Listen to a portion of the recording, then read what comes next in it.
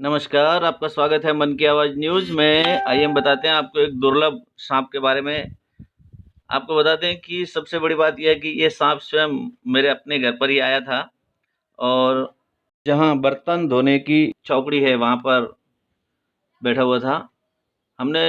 उसको पकड़ने की कोशिश की, लेकिन जब देखा कि इस तरह का दुर्लभ जो रेड कलर का साँप है और उसके ऊपर धारीदार है, लोगों ने आस-पास के लोगों ने कहा कि इसे मार दो। हमने बोला नहीं, हम इसको पकड़ेंगे और बाहर जंगल में छोड़ेंगे। तो हमने सबसे पहले तो इसको यहाँ से सामने वाला जो नाले का हॉल है, वहाँ से प्लास्टिक की थैली की सहायता से बाहर की तरफ धक्का देकर उसे नाली में गिराया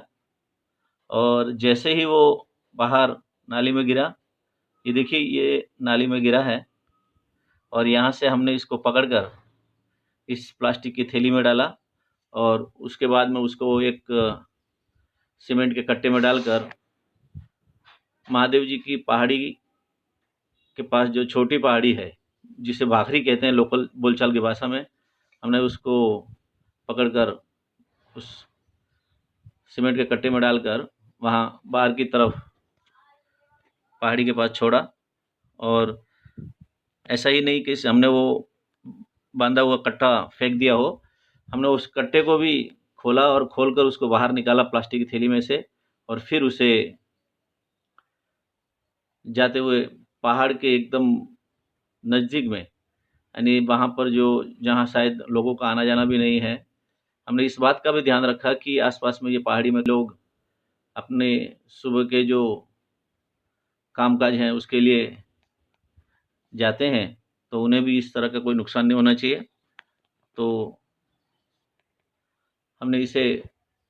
एक एक तरफ कंटीली झाड़ी जो थी, उसके अंदर छोड़ा और इसको देखिए ये प्लास्टिक की गाँठ थी, हमने ने गाँठ खोली और गाँठ को खोलकर फिर थैली में से बाहर निकाला और थैली जो प्लास्टिक की थैली वो कट्टे के अंदर थी, उसको भी निकाला। निकाल कर हमने उसे बाहर निकाला और ये भी सुनिश्चित किया कि ज़िंदा है, क्योंकि हमने वैसे तो किसी तरह का कोई उस पर वार नहीं किया था या ना ही उसे लकड़ी की सहायता से दबाया या इस तरह से। लेकिन ये देखिए, जैसे ही हमने उसको बाहर निकाला वो वहाँ से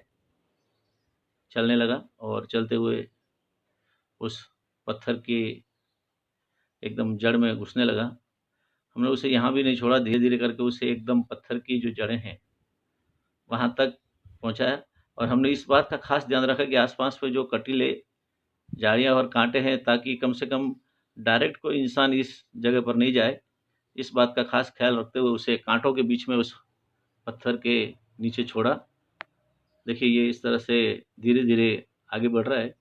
और जो पत्थर के नीचे की जो खो है, नींव जिसे,